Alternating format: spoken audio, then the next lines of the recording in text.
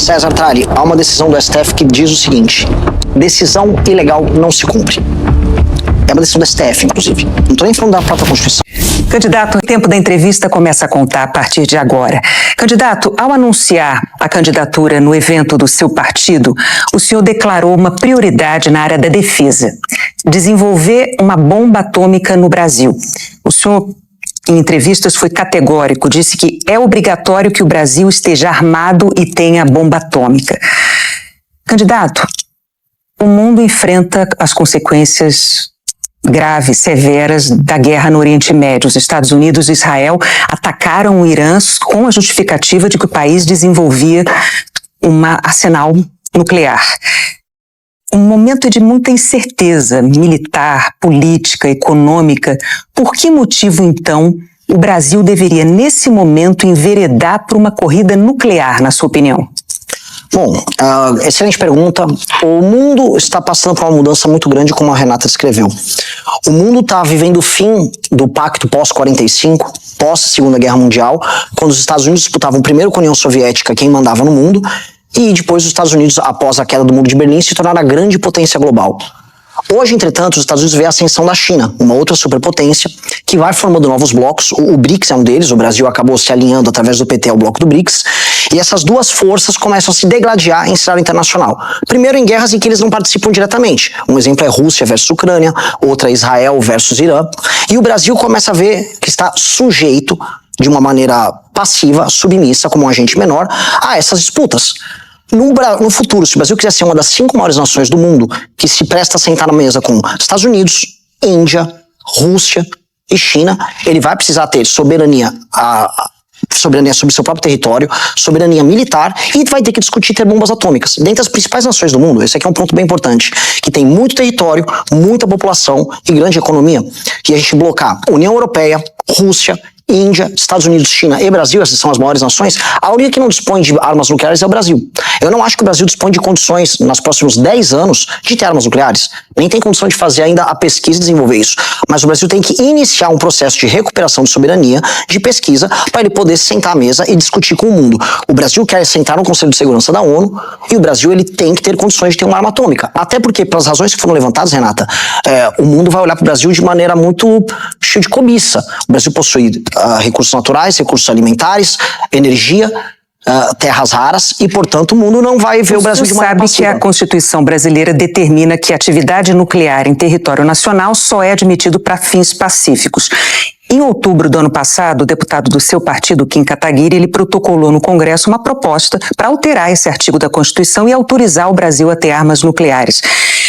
Eu queria saber, na sua avaliação, como é que reagiriam os países da América do Sul, os Estados Unidos? Isso não tensionaria ainda mais a relação com o governo americano? Definitivamente, se eu imaginar que vou tensionar a relação com os Estados Unidos impondo ao mundo, olha, o Brasil terá uma bomba atômica agora, sim, o Brasil não está numa posição de exigir nada dos Estados Unidos, nem da China, que o Brasil está fraco.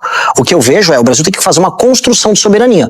A construção de soberania passa em reaver o respeito internacional pelo Brasil. O Brasil hoje é um vassalo da China, de acordo com a ação política do Lula, no cenário global. Onde há uma briga internacional envolvendo o interesse chinês, o Lula se pronuncia favoravelmente à China. Basta ver o conflito de Israel com o Irã, em que o Lula sai se pronunciando sem o Brasil ter nenhum ganho a favor do Irã, ou a favor, por exemplo, da causa palestina. Mas mesmo que o senhor demorasse para desenvolver essa arma nuclear, essa intenção, esse começo, mudando a Constituição brasileira, o senhor não veria problemas com relação aos outros países? Não, de maneira alguma. Os Estados Unidos da América, ele vai ter que sentar com o Brasil a partir de agora para a questão das terras raras, para negociar a própria soberania americana em parceria com o Brasil. Os Estados Unidos, a título de comparação para todo mundo entender, os Estados Unidos, para fazer um avião F-35, que é o principal jato deles, precisa de 0,5 tonelada de terra rara. Os Estados Unidos não dispõem nem das terras raras do seu território, nem da extração, nem do processamento. Ele precisa comprar da China, que é o seu maior rival. Quem é o país que dispõe das segundas maiores reservas globais de terras raras? É justamente o Brasil. Os Estados Unidos vai ter que sentar com o Brasil para ter a própria soberania militar nas próximas décadas. Então, isso nos coloca numa posição. Pois não. Isso nos coloca numa posição muito interessante para negociar com os Estados Unidos a construção de uma soberania Mas regional. Sobre negociação mesmo, por exemplo, teria que convencer a Argentina, porque a base do acordo que fundou o Mercosul, por exemplo, estabelece que Brasil e Argentina devem renunciar a armas nucleares. O senhor quebraria esse acordo e Não, apostar numa bomba atômica é a melhor maneira de negociar com a Argentina? Eu acho que no médio e longo prazo, sim. A não ser que o Brasil queira abdicar de ser uma potência. Eu vejo o Brasil como uma das 5 maiores nações do mundo nos próximos 30 anos. E uma nação que será uma das mais importantes do mundo nos próximos 30 anos precisa ter armas nucleares.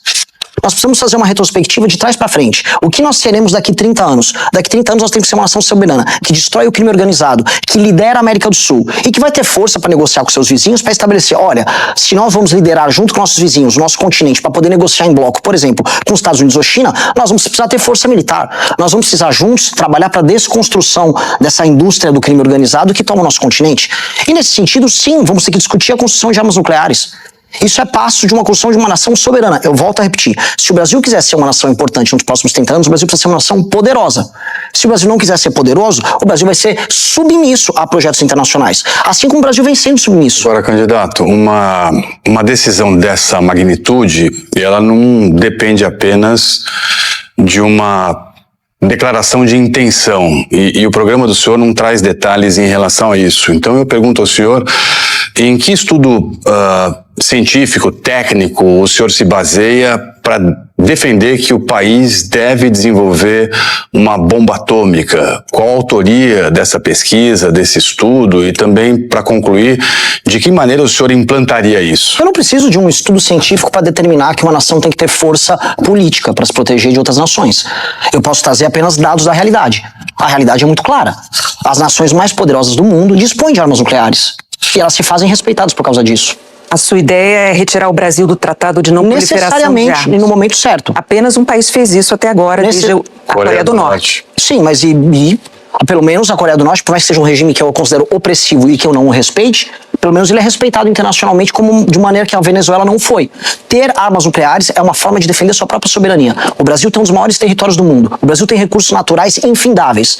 Se a gente quiser ser o eterno Zé Carioca no mundo, personagem engraçado, em que os gringos vêm aqui para fazer festa e que a gente exporta matéria-prima e recebe produto pronto, tudo bem, não fazemos armas nucleares, aceitamos nossa posição submissa. Agora, se a gente quiser ser uma nação séria e respeitada, nos próximos 30 anos nós precisamos ter armas nucleares, não para ficar arrumando briga, mas ter poder de dissuasão, para as nossas riquezas serem respeitadas. Se os Estados Unidos da América, que são uma nação hoje mais poderosa do mundo, não fizeram a lição de casa, deixar a China ficar com todo o processamento de terra rara do mundo nesse instante e ver de maneira cobiçosa o Brasil, nós vamos ter que olhar para os americanos e entender, se nós não tivermos meios de se defender, o que nós vamos fazer? Ora, nós vamos ter que reconstruir uma rede de alianças internacionais no mundo que vai se reconfigurar. Isso é muito importante. César, eu preciso terminar isso aqui. O mundo vai mudar muito. O mundo vai se reconfigurar. Se nós não reconstruirmos essa rede e o Brasil se colocar de maneira soberana nesse mundo em conflito, o Brasil vai ser vítima desse novo mundo que vem aí. A ordem mundial pacífica acabou. As guerras escritas pela NATO estão acontecendo. E o Brasil vai ter que ser capaz de se defender nas próximas décadas. Na segurança pública, o senhor tem defendido recorrer a estados de defesa, GLO e intervenções federais. A promessa do senhor é, em 1 ano, recuperar todos os territórios dominados pelo crime organizado, facções criminosas, no Brasil, ou seja, em todo o país. Essa promessa, portanto, já foi feita pelo senhor. Eu quero lembrar o caso aqui do Rio de Janeiro. Em 2018, o Rio ficou sob intervenção federal, durou 10 meses e meio. O custo dessa intervenção foi de 1,2 bilhão de reais, e de lá para cá o crime organizado expandiu ainda mais, a dominação sobre territórios do Estado. Então, eu pergunto ao senhor, o que permite ao senhor dizer que é possível implantar esse seu plano ao mesmo tempo em todo o país e nesse prazo de 1 ano? Grande pergunta, César. Vamos lá. O Brasil vive uma guerra, é uma guerra que foi declarada unilateralmente. O crime organizado está em guerra com você que está nos assistindo e você fica considerando, vamos dizer, que tua vida é ser refém. Se você mora numa favela, o crime organizado manda em você, pode te desalojar da tua casa, pode eventualmente se interessar de maneira sexual pela tua filha e você não tem como se defender. A vida no país que está em guerra é uma vida triste. Hoje, quase 40 milhões de brasileiros vivem direta ou indiretamente sob a influência do crime organizado. Portanto, o que eu defendo é a criação e a declaração de uma guerra contra o crime organizado. É a aceitação de uma realidade que já é verdadeira para os brasileiros. Precisamos de uma guerra contra eles. Esse é o primeiro ponto. Vou voltar um pouco no tempo para te responder. Antes da GLO do Temer, nós tivemos as UPPs aqui no Rio de Janeiro, que foram uma outra tentativa de entrar em áreas tomadas pelo crime organizado, que no início obtiveram sucesso com as operações do BOP, e depois não deram certo. Por quê? Porque o Brasil não fez um arcabouço legal para permitir a continuidade desse processo. Pois é, sobre esse arcabouço legal, o seu plano fala em decretar sucessivos estados de defesa, mas não explica que sequência seria essa, porque a Constituição autoriza 30 dias, prorrogável por mais 30 dias, uma única vez. O senhor vai propor uma mudança na Constituição para isso? É que não é esse o arcabouço legal. O arcabouço legal nós precisamos, e já passou um pedaço disso agora no ano passado, que foi essa legislação que converte as facções criminosas em entes especiais similares a organizações terroristas que vão ter um tratamento jurídico diferente. Agora, nós temos que alterar também as leis de execuções penais, o Código de Processo Penal e o aumento de penas especialmente para crimes violentos cometidos com armas, que é basicamente a maior parte dos crimes que assolam a vida dos brasileiros. Quando houve a experiência dos UPPs no Rio de Janeiro, por mais que eles tenham derrotado inicialmente o crime organizado e feito a ocupação nas favelas, não houve a posteriori a mudança nas leis que permitiam que esse enfrentamento continuasse com sucesso. Esse é o problema. O governo nosso tem que passar essas leis e essas medidas tem que passar antes de entrar com o estado de defesa. Agora, Pera, Sérgio, isso é muito importante, para responder a tua pergunta. Se eu altero essa legislação e aí eu entro com as medidas ligadas ao estado de defesa, eu consigo fazer a ocupação, a desconstrução do espaço político das facções criminosas, e aí sim, com um regime diferenciado para os criminosos, porque a legislação, dentro desse princípio que eu chamo de direito penal do inimigo... Mas, candidato, no Rio de Janeiro não deu certo. Então, assim, se a gente pegar um pouco da história recente, olha só, eu trouxe os números aqui da intervenção feita no Complexo da Maré. O senhor deve se lembrar, abril de 2014 ela começou, foi até junho de 2015.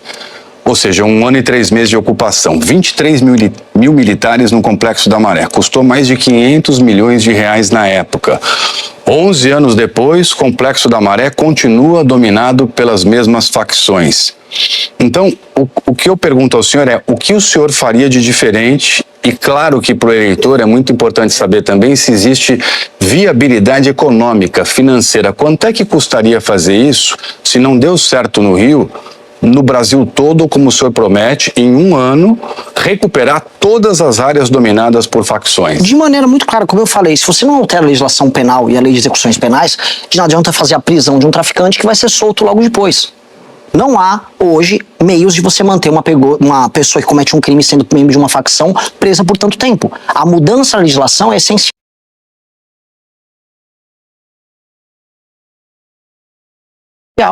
A legislação que eu chamo de direito penal do inimigo, isso explicando para quem está nos ouvindo, é uma legislação que trata uma pessoa que é diferente de um cidadão comum, ou seja, um traficante, um membro de uma facção, como um ente anômalo. Ou seja, a legislação vai ser muito dura, o direito vai ser mais rápido com ele. Nós vamos poder atingir ele de maneira mais veloz, ou seja, o Estado vai poder montar operações, a tutela antecipada das operações vai acontecer.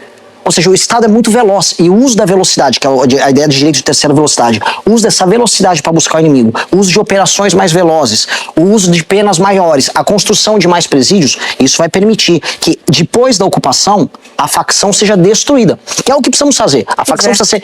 Sobre essas leis mais duras, mas Renata, é sobre isso que o senhor está... Renata, eu não tenho que terminar esse ponto dele, porque senão eu não vou terminar o argumento. Fazer sobre esse argumento. Ele perguntou a questão financeira. Então, primeiro é óbvio que dá para você fazer recuperação territorial e é óbvio que o Estado não pode permitir o retorno das facções. E 2, não há outro meio além de reocupar o território. Ou seja, você vai ter que aceitar que você vai fazer a guerra. Senão a gente vai ficar aceitando que vão vir aqui perto da Globo, não sei se foi aqui, foi no Jardim Botânico, o pessoal vai ficar jogando bomba ali na frente, como aconteceu essa semana. A gente não vai poder ficar aceitando que o crime organizado tem nos bairros de favelas fortalezas. A guerra é uma necessidade.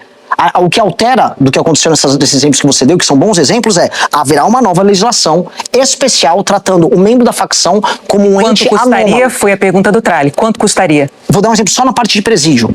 Na parte de presídio, 6 bilhões de reais nós precisamos fazer para abrir vagas para construir 10 presídios, cada um de 30 a 40 mil vagas. Esse processo precisa se iniciar desde já. Uma operação dessas para você tocar no estado do Rio de Janeiro, coisa de 5 bilhões estimado por ano numa operação só para você sustentar não só a base militar e depois a operação das polícias. E depois as operações não vão ser demoradas, as operações precisam ser rápidas. Primeiro você faz a ocupação junto com as forças policiais e não serão forças militares com o exército. O exército vai servir como força auxiliar. Quem vai organizar as operações são as forças policiais. São forças policiais. O Exército atua de maneira auxiliar e o grande custo que você tem nessas operações é o custo ligado à atividade dos militares das Forças Armadas, que são custosos. O nosso modelo, que está descrito no nosso livro, ele utiliza e empodera as forças policiais. E, inclusive, ele não precisa, em diversos estados, entrar com o estado de defesa. Vou dar um exemplo. Sobre isso, antes do seu exemplo, eu gostaria de entender que o senhor falou em penas mais duras, porque durante a sua pré-campanha, o senhor exaltou e disse que se inspirava na política do presidente de El Salvador, Nayib Bukele. O governo dele reduziu os índices de criminalidade, mas usando medidas de exceção.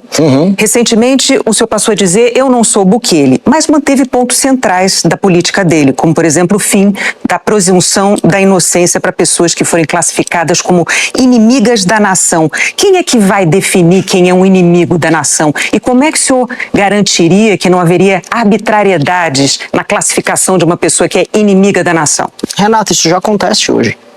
Quando há uma investigação tocada por uma polícia ou um Ministério Público que demonstra que há uma formação de quadrilha, que demonstra que há membros de uma facção como o PCC tocando uma operação na Baixada Santista, a autoridade policial determina isso.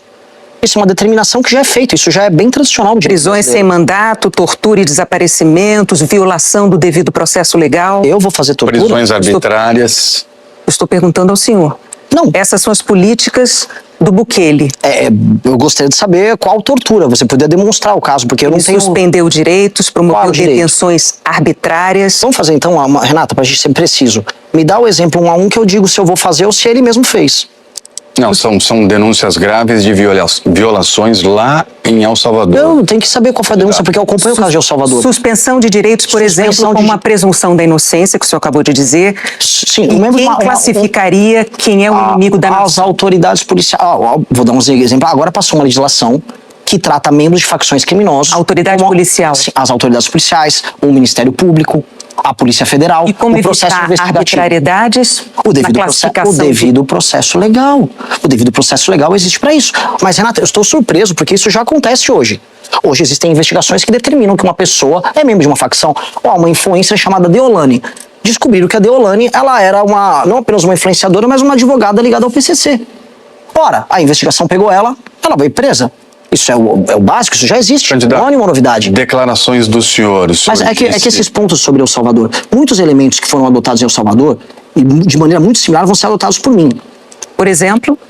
Lista. Eu vou dar um exemplo, a ideia de enfrentamento usando um regime especial, aqui o estado de defesa, em áreas dominadas pelo crime, eu vou adotar. Vai ter um regime de exceção em favelas para eu retomar a favela. Julgamento coletivo de réus, prisões de réus. Baseadas em denúncia anônima. O Brasil já existe prisão baseada em denúncia anônima. O disse que denúncia existe. A questão é não só em denúncia anônima. Julgamento coletivo de centenas de réus. Vou dar um exemplo, deixa eu 1 a 1. Denúncia anônima. Hoje, se você fizer uma denúncia anônima de que uma pessoa é membro de uma facção e há um processo de investigação que leva esse investigado à cadeia porque encontraram outras provas, é tudo normal, isso existe na legislação brasileira. Isso julgamento coletivo de centenas de réus. É um caso, você conhece esse caso? El Salvador. Eu vou te narrar o caso. É um carro de 456 pessoas, lideranças de um movimento chamado MS-13, que é basicamente a principal facção de El Salvador, em que eles foram julgados num modelo similar ao de Nuremberg, pelo assassinato de 29 mil pessoas, ou seja, eles foram corresponsabilizados pela cadeia de comando num modelo muito similar ao julgamento de Nuremberg. Creio que todos aqui que rejeitam o Holocausto, creio que o julgamento de Nuremberg foi um julgamento correto. Torturas e desaparecimentos? Não conheço as torturas e desaparecimentos que você está falando, Renata. Eu acho que isso aí é um clichê que a mídia internacional fala sobre. Candidato, em relação a me mostra a tortura e desaparecimento. Em relação o que a tem de tortura e desaparecimento? César, por favor. É que eu preciso comentar o ponto dela. Tortura e desaparecimento acontece todos os dias no Brasil. O crime organizado está torturando e matando as pessoas diariamente. Além das mortes na casa das 40 mil pessoas que acontecem todos os anos, desaparecem outros milhares. São corpos que não são encontrados. Dá para institucionalizar isso, né? Mas esse é o problema, já está institucionalizado. Se você vai numa favela em que não há Estado democrático de direito, em que as pessoas não dispõem de nenhum direito, as pessoas precisam ser libertas. E elas podem ser torturadas nesses lugares. Cabe ao Estado recuperar essas áreas. São todas denúncias que vieram de famílias de El Salvador, são denúncias levantadas pelo jornalismo profissional, fazendo reportagens em El Salvador e até mesmo por parte de entidades independentes que fiscalizam segurança pública também em El Salvador. Então, só para a gente seguir aqui, por favor, declarações do senhor: matar quem roubar e fazer um banho de sangue.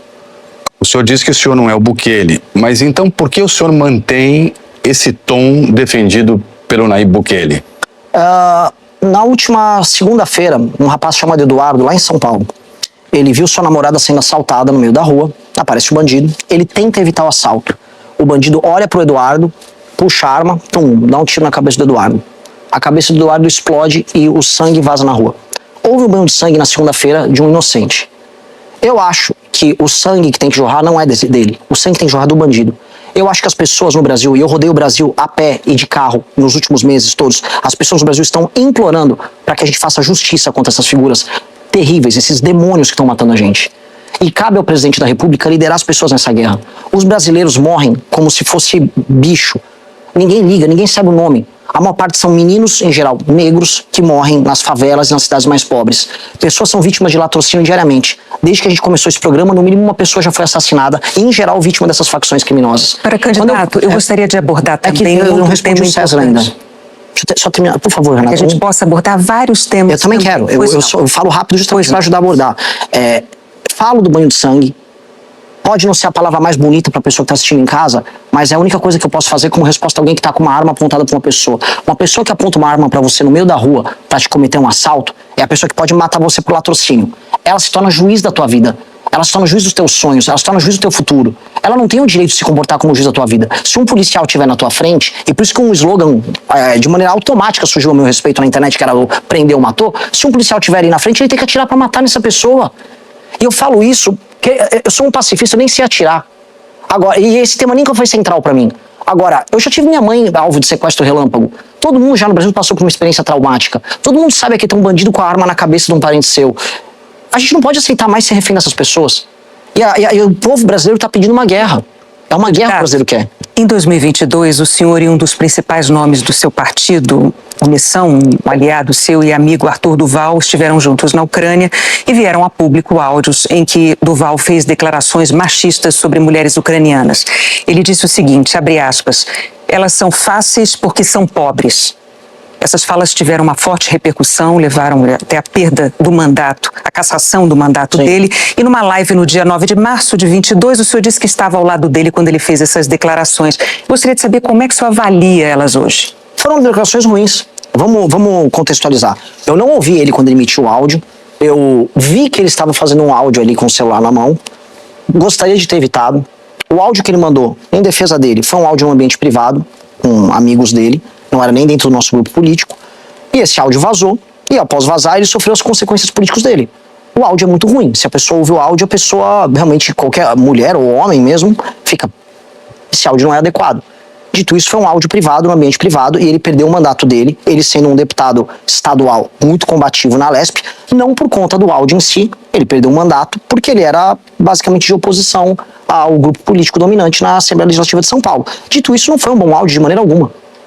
Candidato, 92% dos filiados do seu partido são homens, muito acima da média dos outros partidos. Episódios como esse que a Renata relatou aqui, envolvendo o senhor, o Arthur Duval, não afastam as mulheres do seu partido Missão? De maneira alguma. Em 2022, ano que eu consegui... então 92% de homens? Vou te contar uma história que o Brasil precisa saber, uma história muito triste. O ano que aconteceu isso com o Arthur foi o ano que a gente tinha na nossa academia de formação o maior número de mulheres. A proporção era 60-40. No ano seguinte, às vésperas da eleição para vereador e prefeito em São Paulo, a nossa candidata principal, Amanda Vettorazzo, que hoje é coordenadora da minha campanha, ela foi, isso está na imprensa, isso numa historinha que eu estou contando, ela foi, primeiro, alvo de uma série de ataques de um stalker que perseguiu ela. Hoje o stalker está preso. Ela teve o seu endereço revelado, pessoas picharam a casa dela, movimentos de esquerda, que se dizem inclusive defensores das mulheres. E depois, a mãe dela e a tia-avó dela foram sequestradas.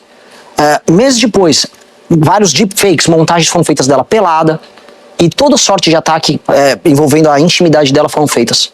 O número de moças que atuam politicamente com a gente depois de casos como esse, e outros casos acontecem com lideranças nossas, eles se repetem, e se repetem, e se repetem. Só que eles costumam ser mais silenciados pela mídia do que casos que acontecem no outro bloco, que é a esquerda. Mas o seu plano de governo, por exemplo, não trata do combate ao feminicídio, também não apresenta políticas específicas sobre homicídios de crianças, violência sexual infantil e abuso. Só para informar o telespectador, os números do Fórum Brasileiro de Segurança Pública mostram que só no ano passado, mais de 1.500 mulheres foram vítimas de feminicídio no Brasil.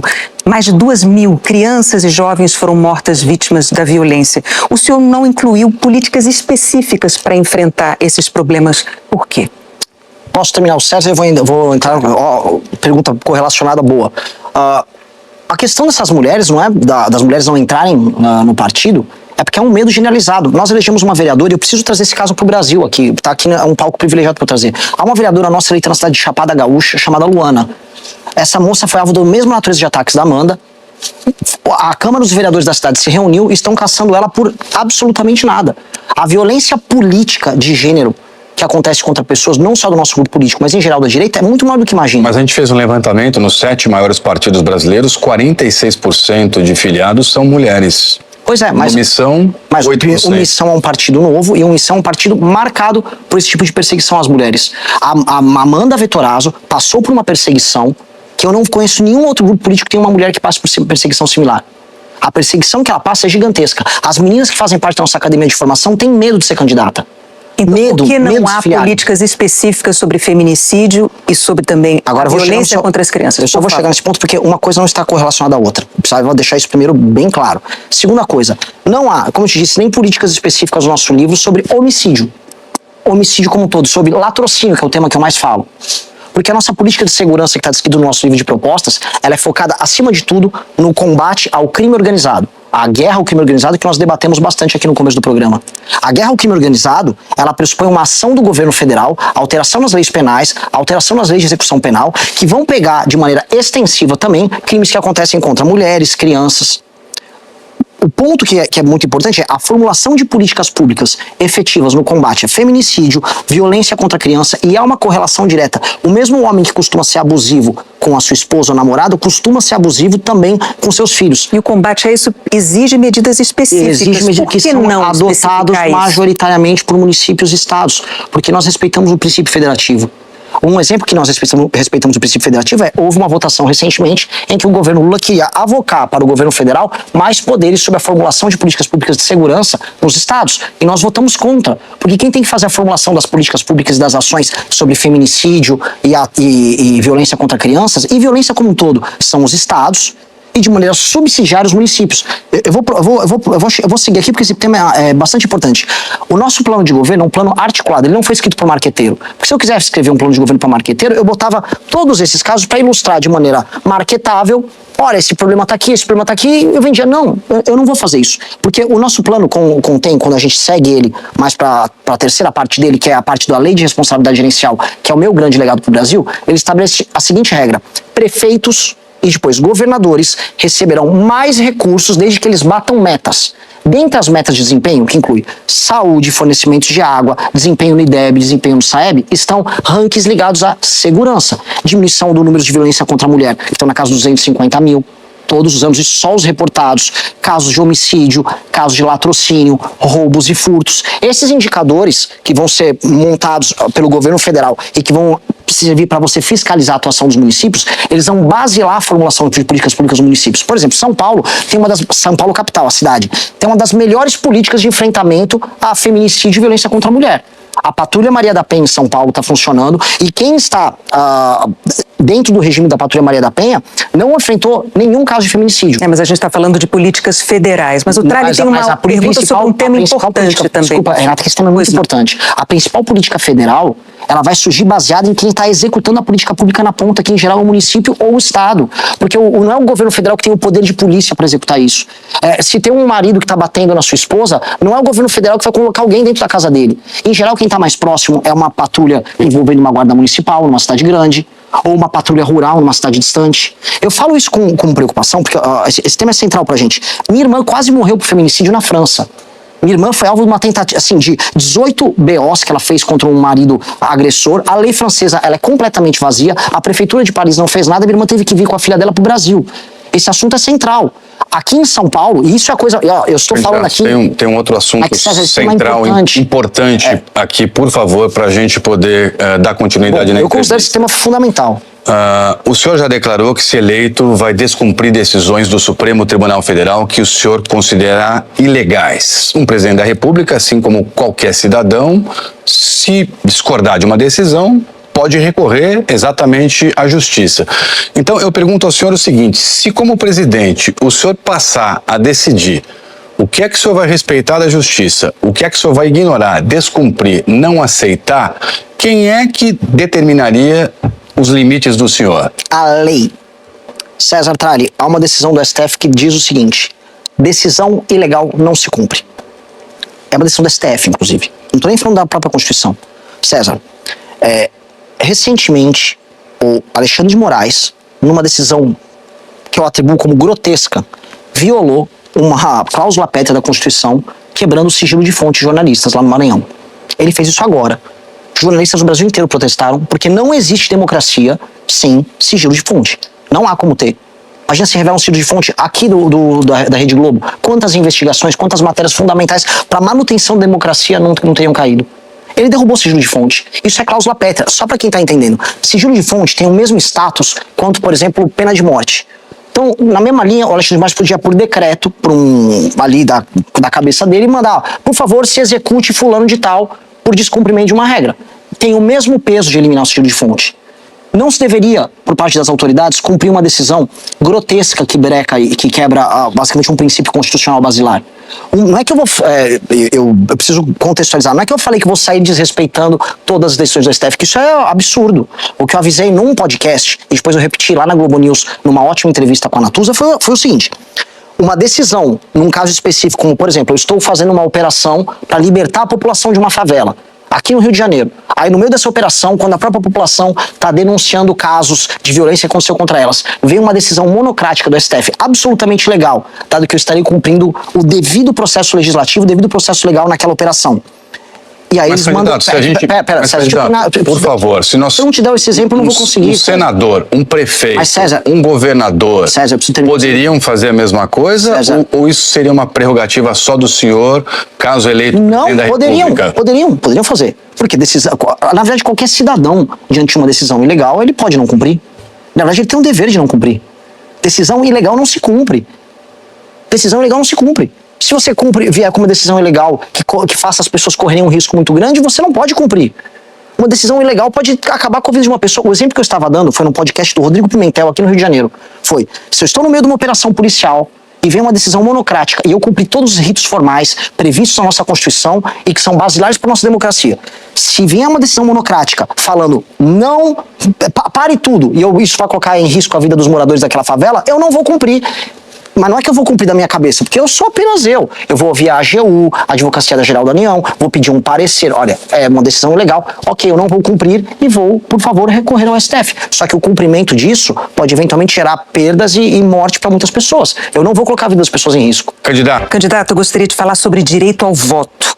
Orlando Lima, um dos principais colaboradores do seu plano de governo, disse o seguinte, eu peço licença aqui para abrir aspas: pessoas que não têm propriedade, que recebem auxílio do governo, essas pessoas tinham que ter apenas os direitos básicos. Você não teria direito, por exemplo, ao voto. O senhor concorda com essa ideia? Se eleito, o senhor promoveria alguma medida para restringir o direito a voto do cidadão? Não. Essa é a opinião dele. Eu nem sabia da opinião, mas... Se ele falou isso, é a opinião dele. E por que Orlando Lima tem uma participação tão destacada no seu programa de governo? Porque ele é um grande pesquisador. Mesmo com declarações como essa, sugerindo restrição ao direito ao voto do cidadão? A pessoa pode dar uma declaração infeliz e fazer uma pesquisa sobre história brilhante. Eu conheço grandes pesquisadores, grandes jornalistas que às vezes dão declarações ruins. O planejamento do Livro Amarelo surgiu sobretudo pelas ideias de colaboradores como Orlando Silva. Foram mais de 200 colaboradores. Orlando Lima, perdão. Orlando Silva é do PCdoB. Orlando Lima. Foram mais de 200 pessoas que trabalharam na elaboração do livro. São pesquisadores ao redor do Brasil, e inclusive de fora do Brasil, que participaram desse projeto. O Orlando é um deles. É um dos mais importantes. Mas isso não determina que uma declaração ruim dele vai interferir nesse processo que é colaborativo. Nós temos como princípio basilar a defesa do Estado Democrático de Direito. Eu estudei na faculdade de Direito mais antiga do Brasil. Eu faço e pratico democracia desde os meus 18 anos de idade. Quando eu comecei, eu montei meu primeiro partido acadêmico na faculdade de Direito da USP, no Largo São Francisco. Participei da elaboração, da alteração do estatuto do centro acadêmico. criei o Movimento Brasil Livre, lutei contra movimentos golpistas que haviam nas manifestações pelo impeachment da Dilma, gente que depois já estava em 2022 participando de atos que vocês mesmos cobriram bastante. Nós temos, o nosso pendor democrático sempre foi gigantesco. Ok, o senhor respondeu a pergunta. Agora vamos falar de economia, porque a dívida pública, a gente sabe, está hoje em 82% do PIB, e se eleito o senhor promete cortar 1 trilhão e 100 bilhões de reais. Para que percentual do PIB o senhor se compromete a trazer essa dívida? E como o senhor vai chegar até ela, claro? A beleza do corte de gastos é porque a trajetória da dívida não necessariamente ela caia, mas ela se mantém estável. Existem nações... Mas ela está em trajetória de alta. Exato, mas as medidas que nós vamos adotar, no mínimo, vão deixar ela estável. Como? Com corte de gastos e aumento de PIB. Existe uma relação dívida-PIB. O PIB do Brasil está próximo dos 12 trilhões, a dívida próxima dos 10 trilhões. Hoje ela está acelerando velozmente. Nós precisamos cortar a velocidade de aceleração dela. Ela acelera através das indexações e vinculações, que são um tema muito complicado para explicar para as pessoas aqui. Se eu tiver um minutinho, talvez, esse tema é bem importante. Basicamente, para quem está assistindo, as medidas que o Palmeiras e o Flamengo adotaram para salvar esses times da quebradeira, e já tem o jogo do Palmeiras aqui para o pessoal assistir, continue na Globo assistindo, tem que ser adotados pelo Brasil para sobreviver. Quem não adotou as medidas, o São Paulo, o Corinthians e outros times, quebraram. O Brasil está tomando as medidas para administrar suas contas públicas igualzinho a dos grandes times de futebol brasileiro que não fizeram ajustes, como Vasco, como São Paulo, Corinthians. Então o senhor propõe desindexar o benefício do salário mínimo? Desvinculações do piso da educação e da saúde, até porque hoje eles estão irracionais e estão quebrando pequenos municípios. Tem municípios no interior do Rio Grande do Sul que a população envelheceu, não está nascendo gente. Então eles precisam de mais gastos com saúde e menos gastos com educação. As vinculações fazem que eles sejam obrigados a gastar com a educação, mesmo quase não tendo crianças novas. Lugares como Mato Grosso, que tem migração interna muito grande, eles precisam de maiores gastos em educação. Essa liberdade precisa ser gerada. Hoje, quando a liberdade não é gerada, você tem basicamente um gasto ineficiente, pouco inteligente de dinheiro. Esse é o problema da vinculação.